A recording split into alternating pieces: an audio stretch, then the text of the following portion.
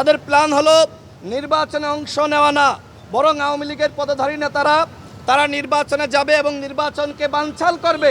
কিন্তু সরকার আমাদের এই কথাগুলোকে গুরুত্ব দিচ্ছে না।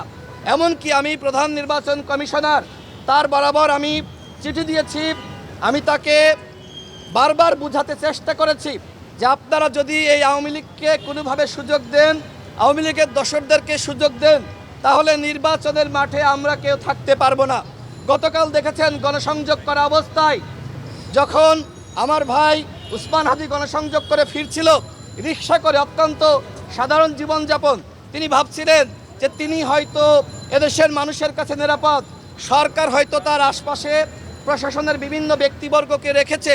কিন্তু কি ঘটলো? আমার ভাই উসমান হাদি আজকে যদি আমাদের মাঝে ফিরে না আসে, তার জবাবদিহিতা কিন্তু এই সরকারকে করতে হবে। স্বরাষ্ট্র উপদেষ্টা কোনোভাবেই এই ঘটনার দায় এড়াতে পারে না।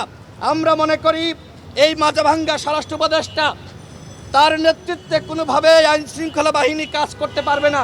সুতরাং যদি আগামীতে এই সরকার সুষ্ঠু নির্বাচন করতে চায়, যদি সরকার মনে করে জাতিকে সেরা নির্বাচন উপহার দিবে, তাহলে সবার আগে দায়িত্ব এই স্বরাষ্ট্র উপদেষ্টাকে সরিয়ে দেওয়া।